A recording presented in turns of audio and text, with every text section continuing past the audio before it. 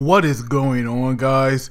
Did it versus all gaming with my review of Sword Art Online Season 2, Episode 17. And this episode, it was actually pretty simple, to be honest with you. I was a bit surprised that this arc, I guess you could say, or maybe this mini side story, I guess. I was surprised that it wrapped up into one episode. But to be honest, though, that right there is nice, because it also means that they aren't, trying to switch this out as much as possible. And I do wonder, what else will be in store for our characters here. But the episode itself, it was definitely good in my opinion, and quite enjoyable as well. But the episode itself, it starts off with our characters. Of course, they're fighting this King of the Giants, and we see now that already they have managed to take down 1 bar health, and so that right there is definitely good in itself. But we do see that even though they were doing a good job, they were still struggling a bit, because we did see that after all their attacks, and when they got 1 bar down completely, we see now that right there was not enough, because when the boss here, when they changed the attack patterns, we do see that it was definitely a bit challenging for them, because there was just one attack, his ice breath, where he froze everyone, and we see now that after the ice had shattered away most of our characters, they were down in the red zone. So that right there, I thought that maybe they weren't doing, they might not be able to do it, because if this boss keep attacking like that, then they would never beat it, and not only that, then that race that they came here to save, they will also perish as well. And so we have this girl, Freya. Obviously, she's definitely a very powerful NPC, and she even told Kirito there was no way they were going to, beat this guy unless they find her family treasure. And what the treasure was, it was actually a golden hammer. And so we have Kirito going through all this gold looking for it, and of course that right there could take forever. But later here, she had a pretty good idea where she told Kirito to use a lightning skill. And so we see now he forces his sword into the ground, and we see this lightning bolt, it comes from the sword and attacks the gold, and there was a reaction from a certain point. And we see that reaction, it did come from the hammer.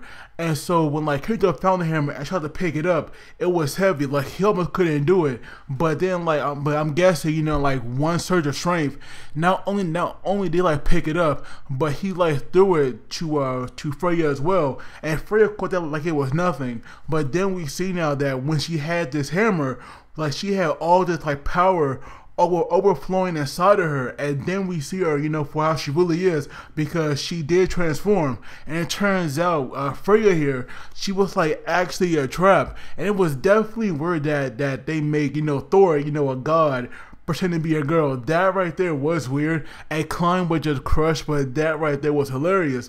And we see now, with Thor joining the battle, he actually made it a lot easier for them, because he had all the aggro, and so obviously, obviously the boss focused on him.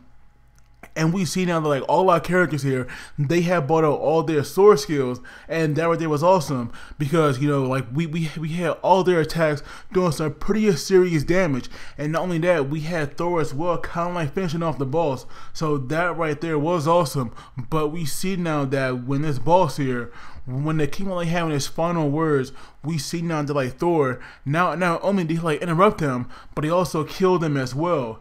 And we see that for a reward now, Klein, he actually has a legendary weapon, but of course it's not one that he could really use, because even though he has probably probably the best hammer in the game, he did not have a single point in hammer skill, because obviously he is a samurai. So that right there was definitely messed up. But I do wonder, because it is a legendary weapon, I do hope at least he will think about using it, because I would really hate for that to go to waste, especially when it can be used and make him a much better character in the game, game wise. But then we see now that even though they did defeat the king, their quest here, it was still going on. But luckily there was this staircase that had appeared right after they had killed the boss, and that right there took them to the room where Excalibur was. And we see now that when Kirito saw the sword, he was thinking back, to the end of the first series where he had attacked that scumbag with it. And so now we see, he had told the sword. He was like, sorry to keep it waiting. But at first though, I thought maybe Kirito was not going to pull it out because it did seem like it was stuck in there. And so I was wondering, if Kirito was going to pull it out. I do wonder, if maybe some other character would have done it. But that did not happen because Kirito was the one to pull it out. But it was still heavy though. But luckily after that, we do see now like all these vines, they were like coming up out of the area, and we see it now, that these vines that were now growing rapidly, they actually, kind of like they actually destroyed this kingdom, I guess, because we do see it collapse and fall, and then we have our character still on this platform, and they were like falling as well, but they were falling very, very slowly, and they were like almost kind of like calm about it. But we see now that while they were falling, we have what's the name, Toki, whatever his name is, it's a creature that Leifa made friends with. That right there came along and it like saved them. And there was this one scene where like Kirito really was an asshole, and that was where Klein here, it was like his turn, to jump on Tonki, and we see now that when he was saying, how high they were, we have Kirito actually pushing him, and that right there was like such a dick move on Kirito's part, because it was just so messed up. It was just so messed up to do that to somebody you like consider a friend. But luckily, he was saved, because that right there, would have been messed up if he just fell, because obviously, he like would have died from that, and who knows where he would have spawned. But now we see that after they were all saved and the kingdom was gone, we have this area finally going back to the way it was. And not only that, we do see like the tree. Well, after the ocean had filled up, we have this tree, which I'm guessing is part of the world tree. We now have it growing again, and finally, we have the Greenlands back. And not only that, all the monsters that were, supposed to be wiped out or almost wiped out, they have now spawned back. So that right there was a good thing. And after, all the other characters are fighting, and we had Kirito and her crew, enjoying this, they were like greeted by that giant woman and her sisters. And we see now, that they were thanking them for everything they've done. And so that right there was nice. And we see, that after they had got their rewards, Kirito finally got the sword, because, it now belonged to him. So I'm guessing that right there, is why it was heavy at first.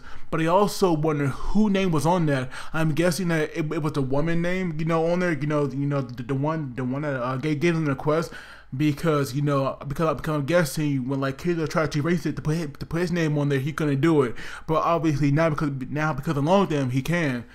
But we see now that when these sisters, when they were like going away, we have Klein here. He actually called out to one of them, and he asked for their contact info, even though they're NPCs. So that right there, like what was a bit weird. And I get that, that right there was like supposed to be sweet and romantic. But to me, Klein here did seem a bit thirsty. I'll be honest, because that right there is an NPC. It's not like he could ever meet her in real life and date or something like that. So that right there was like kind of weird. Oh, and then I forgot that when they were falling and they were like, it was Kirito's turn to jump. I forgot about this. We see now that the sword, it was too heavy for him to jump with, so he like threw it so that he could make it.